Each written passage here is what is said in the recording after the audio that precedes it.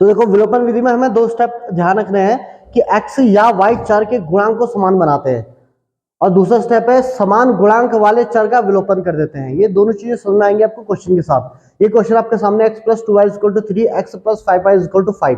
इसमें हमने देखा हमने x या y किसी का भी, या तो x का या y का गुणांक समान हो जाए।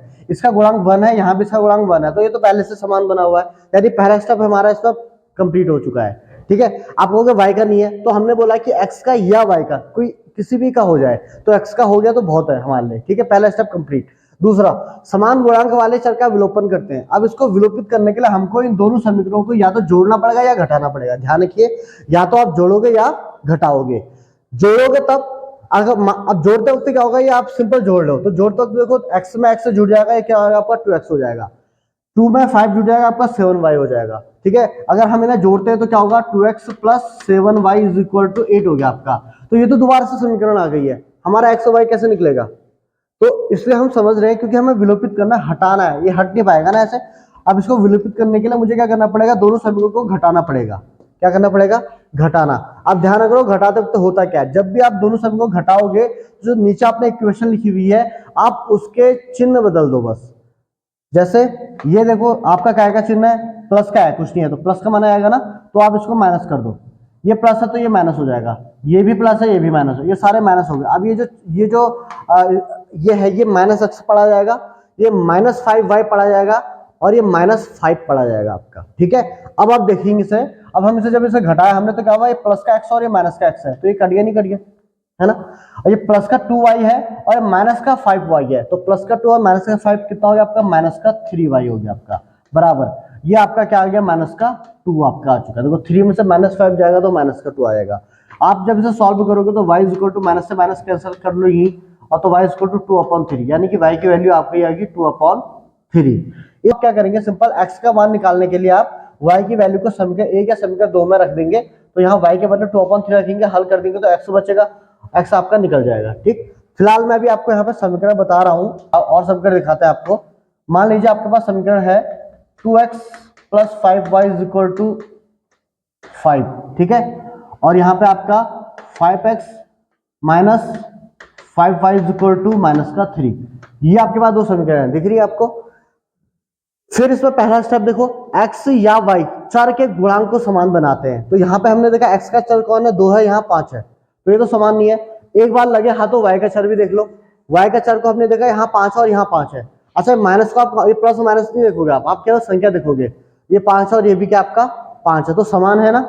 तो अब देखो, अब जब ये चर समान हो गया तब अब क्या करेंगे, अब हमें क्या करना है, इनको इस समान गुणांक वाले चर को, यानी कि इस चर को जो है विलोपित करना है, y हटा देना है हमने इसमें से, इस समीकरण में से। y कैसे हटेगा आप बताओ, अगर आप इसे जोड़ देते हो सिंपल, अच्छा घटाते हो तो घटाते में क्या होगा, चिन्ह बदल जाएगा, ये माइनस का हो जाएगा, ये प्लस का हो जाएगा और ये फिर प्लस का हो जाएगा, तो ये प्लस का हो जाएगा तो जुड़ जाएगा। तो इस केस में घटाया नहीं जाएगा, इस केस में सिंपल आप इसे जोड़ दो, दोनों इक्वेशनों को आप सिंपल जोड़ दोगे तो जोड़ते वक्त कोई चिन्ह चेंज करने की जरूरत नहीं है, जो जैसा है वैसा सॉल्व हो जाएगा। तो हम इन्हें जोड़ देंगे, तो जोड़ने से क्या होगा कि 5 और 2 कितना हो गया आपका, 7x हो गया, ये आपका कैंसिल हो गया, और ये कितना हो गया आपका 2 हो गया, तो x की वैल्यू आ गई आपकी 2/7। फिर वही x का मान आप किसी भी इक्वेशन में रख दो, x के बदले सॉल्व करोगे तो y आपका निकल जाएगा। क्लियर है। फिलहाल मैं आपको अभी यहाँ पे समीकरण बताना चाह रहा हूँ किस किस तरह की आ सकती हैं, इसलिए मैं अभी आपको इसे पूरा सॉल्व नहीं कर रहा हूँ, इसे हम जब सवाल करेंगे तो पूरा सॉल्व करेंगे। अभी इन दो स्टेप को मैं यहाँ पे समझाना चाह रहा हूँ आपको बस। ठीक है, फिर देखिए और कैसा हो सकता है, 3x plus 5y is equal to -3। ठीक है, और 3x minus 7y is equal to -2। अब ये तो समीकरण है आपके पास, देखिए इन दोनों समीकरणों को विलोपन विधि से हल करना है। क्लियर है। अब यहाँ पे देखिए पहला काम, x या y चर के गुणांक को समान बनाते हैं, x का या y का। तो हम देखते हैं कि हमारा तो x का ऑलरेडी समान है, ये भी 3 है ये भी 3 है। क्लियर हो गया, तो यानी कि यार स्टेप मेरा कंप्लीट है। अब मुझे क्या करना है, मुझे समान गुणांक वाले चर को यानी कि x को विलोपित करना है, यानी काट देना है, ये हट जाए मतलब। अब आप ध्यान देंगे यहाँ पे, अगर आपको x वाले पद को हटाना है तो अगर आप इसे सोचेंगे कि यार इसे जोड़ देते हैं, क्या कर देते हैं, जोड़ देते हैं, तो आप इसे जोड़ देंगे तो ये 3 और 3 क्या हो गया, 6x हो जाएगा यहाँ पे, तो ये तो हट ही नहीं पाएगा, और ये कितना हो जाएगा आपका -2y हो जाएगा। तो ये x भी नहीं हटा y भी नहीं हटा, है ना। तो ऐसे केस में आपको दिख रहा है साहब कि इनके चिन्ह समान है, तो हमको जब जो हमारा जो समान गुणांक वाला चर होता है, अगर उसके चिन्ह समान होते हैं, एक जैसे होते हैं, उस केस में हम उसे घटा देते हैं। घटाते इसलिए ताकि जो दूसरे वाला है उसका चिन्ह बदल जाए। प्लस है तो ये माइनस हो जाएगा, ये माइनस है तो ये प्लस हो जाएगा, और ये भी माइनस है तो ये भी क्या हो जाएगा आपका प्लस हो जाएगा। ठीक है, अब चिन्ह बदल देंगे, प्लस है तो माइनस और माइनस है तो प्लस कर देंगे केवल नीचे वाले समीकरण के, और ये तब होगा जब आप घटा रहे हैं। तो अब देखिए 3x, ये प्लस का 3 है, माइनस का 3 हो चुका है, तो ये कट गया आपका, ये कैंसिल हो गया। तो इस तरह से आपका हब से हटा देंगे और आप यहाँ से सॉल्व कर दीजिए। कितना हो गया 5 + 7 आपका 12y हो गया इधर, और ये हो गया आपका माइनस का 1, तो y = आपका -1/12।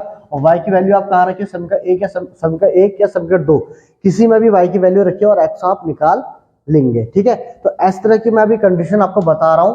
तो एक और देखते हैं हम अभी यहाँ पे। मान लीजिए अब आपका क्या है, मान लीजिए यहाँ पे इस तरह से लिखा हुआ आपका 2x - y = 3, ठीक है, और 3x + 3y = 5 है। मान लीजिए आपके पास समीकरण लिखी हुई है। ठीक है, अब देखिए यहाँ पे यही 2 स्टेप हमने अभी, हम इन 2 स्टेपों को हम सारे समीकरणों में अप्लाई कर रहे हैं। तो देखिए पहला क्या स्टेप क्या है, x या y चर के गुणांक को समान बनाते हैं। तो बताओ x का गुणांक समान है, नहीं है ना, देखो x का गुणांक ये यहाँ पे 2 है और यहाँ पे क्या है 3 है, तो x का गुणांक भी समान नहीं है। अब आते हैं y पे, तो y का गुणांक देखते हैं, यहाँ कौन है 1 है और यहाँ कौन है 3 है, y का भी समान नहीं है। तो इस सवाल में आपको उसने पहले से ही समान नहीं दे रखा है। जैसे हमने इससे पहले जो भी सवाल करे उनमें x या y किसी ना किसी का गुणांक क्या था, समान था, परंतु इस सवाल में ना तो x का गुणांक समान है और ना ही आपका y का गुणांक समान है। तो इसको कैसे करेंगे, तो जब भी इस तरह की कंडीशन आएगी तो हमें क्या करना पड़ेगा, समान बनाते हैं। अब हमें बनाना पड़ेगा। अब उसको बनाने का देखो समझिए आप बात क्या है।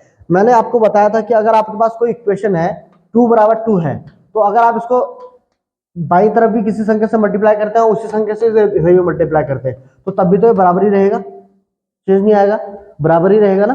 अगर 2 = 2 है, 2 = 2 है, तो अगर आप उसे 3 से हमें मल्टीप्लाई करते हैं, हमें मल्टीप्लाई करेंगे, दोनों मल्टीप्लाई किया तो वो बराबर वो तब भी बराबर ही रहेगा। तो यानी कि किसी भी इक्वेशन में आप दोनों तरफ अगर किसी संख्या से मल्टीप्लाई करेंगे, बाई तरफ भी और दाई तरफ भी, तो उस समीकरण में कोई फर्क नहीं पड़ता है। इसी का लॉजिक का हम प्रयोग करेंगे और इनको बराबर बनाएंगे। देखो किसको बनाना आसान है, अगर आप कहेंगे सर x को इक्वल बनाते हैं, x के गुणांक समान बनाते हैं, तो देखो इस सवाल में x के गुणांक को समान बनाने से ज्यादा आसान y के गुणांक को समान बनाना है। क्यों, क्योंकि देखो अगर आप x के गुणांक को समान बनाओगे ना, तो उसके लिए आपको क्या करना पड़ेगा, ऊपर वाले समीकरण को 3, इसके गुणांक से ऊपर वाले को मल्टीप्लाई करना पड़ेगा और इसके गुणांक से नीचे वाले को मल्टीप्लाई करना पड़ेगा, यानी दोनों समीकरणों में आपको मल्टीप्लाई करनी पड़ेगी। जैसे इसको आप, इस पूरी इक्वेशन को आप 3 से मल्टीप्लाई करोगे, देखो ये 3 से, क्यों, क्योंकि इसके गुणांक में 3 है, इसलिए ऊपर वाले को 3 से मल्टीप्लाई करा।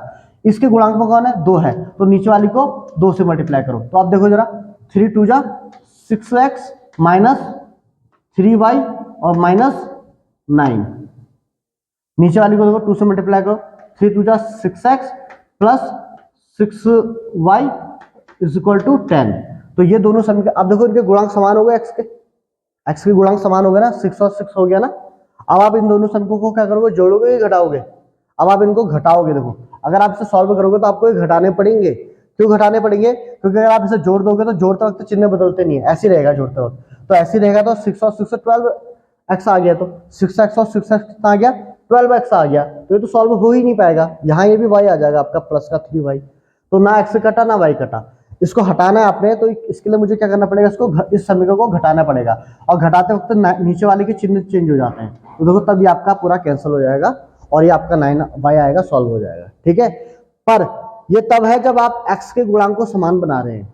मान लीजिए मैंने x के गुणांक को समान बनाने से आसान जो है y का गुणांक समान बनाना होता है। अब देखो y का अगर आप गुणांक समान बनाते हो तो इसके लिए खासियत ये इसलिए आसान है क्योंकि देखो यहाँ y में 3 है, यहाँ y में कौन है, 1 है। तो 1 ऐसी संख्या है कि 1 को आप अगर 3 से मल्टीप्लाई करोगे तो 3 आ जाएगा।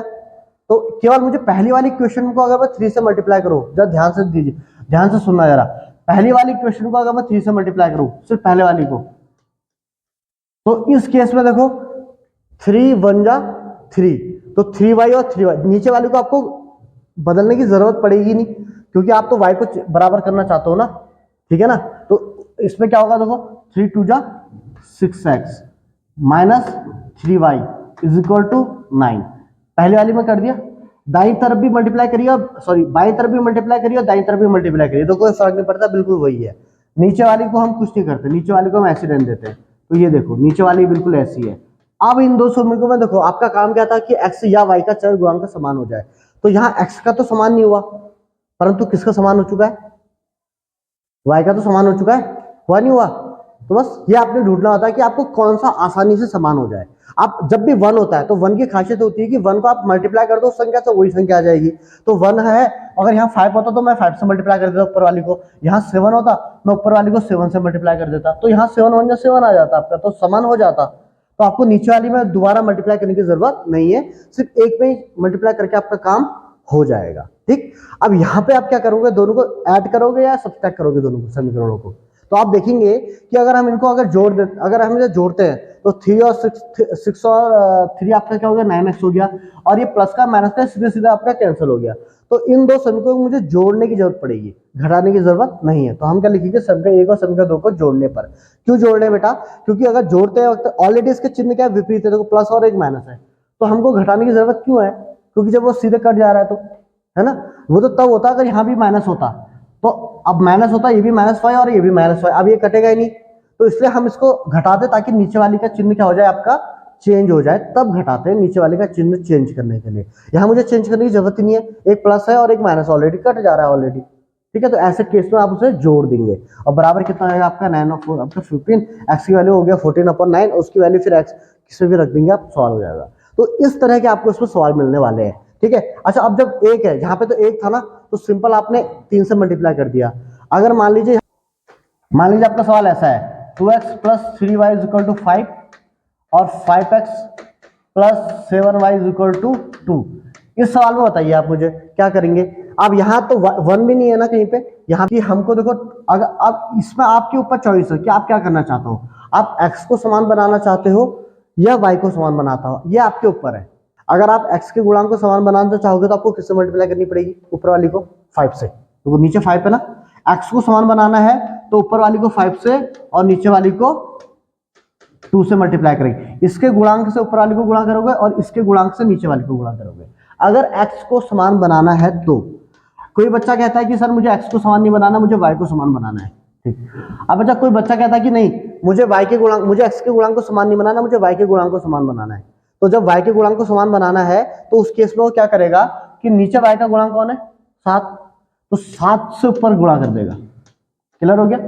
और ऊपर y का गुणांक कौन है 3, तो 3 से नीचे गुणा करेगा। तो इस केस में y का गुणांक क्या हो जाएगा आपका समान, जो कैसे 7 2 आपका 14x हो गया और ये हो गया आपका 21y = 35, ये हो गया आपका 15x और ये हो गया आपका 21y और ये हो गया आपका 6। तो आप देखो क्या समान हो गए, y समान हो गया, नहीं y का गुणांक 21 और 21 समान हो गया।